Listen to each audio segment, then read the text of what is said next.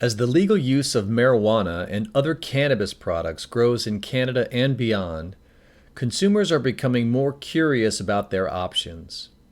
Cannabis flower and the products made from it are typically THC dominant or CBD dominant.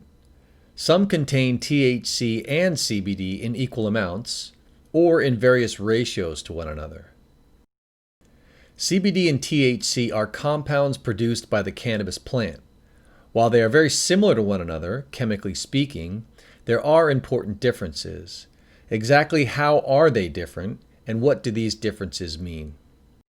Both CBD and THC interact with your body's endocannabinoid system, but they have different effects in the body. These two natural compounds are members of a family of similar compounds called phytocannabinoids.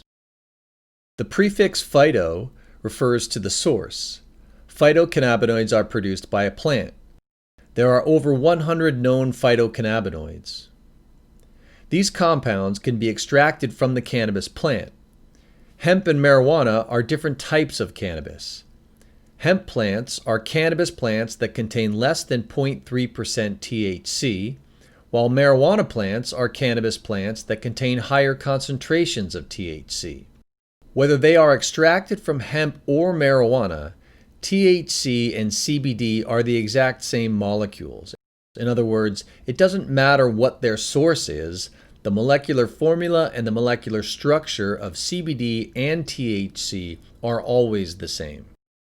Cannabis products containing THC, CBD, and other phytocannabinoids are currently sold in a variety of forms, everything from chocolate to gummies to oils to capsules and tablets, and more. Of course, the most common form is still the cannabis flower itself. Here we have the chemical formula and chemical structure of CBD on the left and THC on the right. First, notice that they have the same exact chemical formula, 21 carbons, 30 hydrogens, and 2 oxygens. Chemically speaking, molecules with the same chemical formula but a different chemical structure are called isomers. THC and CBD are structural isomers because the structure is slightly different. The difference is the location of this one hydrogen atom. With CBD, the hydrogen atom is here. With THC, the hydrogen atom is here. THC gets you high, and CBD doesn't. And it's all because of the location of that one hydrogen atom. To be fair, THC does a lot more than just get you high. It's interesting to note that the cannabis plant doesn't actually biosynthesize CBD and THC. It produces precursor molecules that are acids, CBD acid or CBDA, and THC acid or THCA. These are the forms that exist in nature. The difference is a carbon, 2 oxygens, and a hydrogen atom, also known as a carboxyl group. The acid forms of cannabinoids have similar but not identical effects in the body. For example, THCA does not produce intoxication or impairment, but THC does. You may hear the term decarboxylation or decarboxylated when referring to cannabis products. This means that the carboxyl group has been removed, and the neutral form of the molecule remains. Decarboxylation is typically accomplished through heat. Heat removes the carboxyl group. This is why if you steep dried cannabis flower in tea, you won't get high, because it's not hot enough. But if you roll it into a joint and light it on fire, you certainly will. There's a lot of interest in the acid forms of these compounds, but we won't talk much more about them in this video. The majority of packaged cannabis products available today are already decarboxylated. Given their chemical similarity, it's not surprising that CBD and THC have many of the same effects in the body. The most noticeable difference, as mentioned earlier, is that CBD does not lead to intoxication or impairment. Both CBD and THC reduce pain and inflammation. Both reduce nausea and vomiting. Both reduce seizures, although you don't hear much about THC's anti-seizure effects as compared to CBD. They do have some different effects, however. THC can stimulate appetite, promote sleep, reduce muscle spasms, and modulate the immune system. CBD, on the other hand, can protect nerve cells and reduce anxiety. There is some promising research that indicates that CBD may be helpful in reducing psychotic symptoms associated with schizophrenia, but more research is needed. Given the list of effects in the previous slide, it's not difficult to consider what symptoms and medical conditions these compounds might be helpful in treating. When you look at surveys asking individuals what they use medical cannabis to treat, you see symptoms and medical conditions like arthritis, back pain, Crohn's disease, anxiety, sleep disorders, autoimmune disorders like multiple sclerosis, and more. The list is very similar for CBD. In the U.S., a semi-synthetic form of THC called dronabinol or Marinol was approved in 1985 to treat nausea and vomiting induced by cancer chemotherapy. It was later approved to treat appetite loss and weight loss in patients with HIV and AIDS. It is used off-label to treat obstructive sleep apnea and chronic pain. Dronabinol is not currently available in Canada. Nabilone or Sesamet is a synthetic form of THC approved in the U.S. in 2006 for the same indication as dronabinol's initial approval, chemotherapy-induced nausea and vomiting. Nabilone is available by prescription in Canada. Nabiximols or Sativex is a prescription form of THC and CBD in a 1-to-1 ratio extracted from marijuana combined with terpenes and other cannabinoids. Sativex is approved in over 30 countries, including Canada, to treat symptoms of multiple sclerosis. Sativex is not currently available in the United States.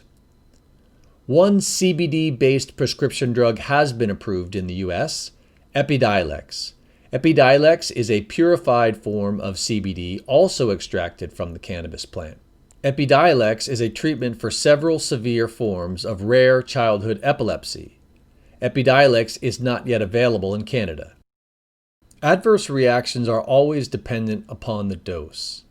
A low dose of THC or CBD is unlikely to result in adverse effects. A high dose may be different, however. Generally speaking, CBD is well tolerated, even in large doses. Commonly reported adverse effects include sedation, gastrointestinal distress, and elevated liver enzymes, especially in individuals taking many prescription drugs. High doses of CBD can cause interactions with prescription medications. It would be prudent to talk to a healthcare professional before adding CBD to your list of medications.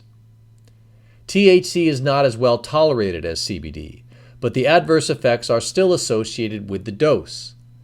Commonly reported adverse effects include sedation, dry mouth, red eyes, memory loss, increased heart rate, and others. Adverse effects for both THC and CBD are self-limiting, meaning they resolve spontaneously after a short period of time. Standard drug tests look for metabolites of THC, not THC itself, specifically carboxy-THC.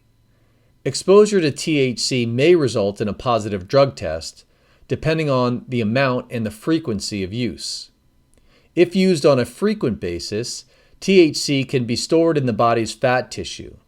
Thus, it is possible that metabolites of THC can show up on a drug test for several days or weeks after use. It's not clear how much THC one would need to take over a certain period of time before testing positive. This includes hemp-derived CBD products, which contain negligible amounts of THC. It's unlikely that frequent use of hemp-derived CBD products would result in a positive THC test, but it is theoretically possible. Modern drug tests don't test for CBD or any of its metabolites. CBD and THC are also regulated differently. This is primarily because of the intoxicating potential of THC. In Canada, marijuana-derived and hemp-derived CBD products are available at Health Canada-approved licensed producers, or LPs. They can be purchased directly from an LP with a valid document from a physician, or from a provincially approved dispensary, or via a provincial liquor commission. LPs must utilize Health Canada-approved third-party labs to confirm cannabinoid content and to test all cannabis and cannabis products for harmful constituents such as solvents, pesticides, heavy metals, and microbials as per Health Canada standards. In the U.S., hemp-derived products are more broadly available than marijuana-derived products. Hemp-derived products are available online, in health food stores, and even in some pharmacies and grocery stores. Marijuana-derived products, on the other hand, are only available in licensed dispensaries in states with medical or recreational cannabis laws and regulations. In summary, CBD and THC are very similar chemically, but have some different effects in the body. CBD is non-intoxicating. These compounds and other cannabinoids are used to treat a wide variety of symptoms and medical conditions. Health Canada and the U.S. FDA have approved CBD and THC drugs. Adverse effects are more likely with use of THC. All adverse effects depend on the dose that is used. Drug tests measure a metabolite of THC, not THC itself, and not CBD. It's not entirely clear how much THC one would need to take over a certain period of time before they would test positive. And finally, these compounds are regulated based on their source, that is, marijuana or hemp.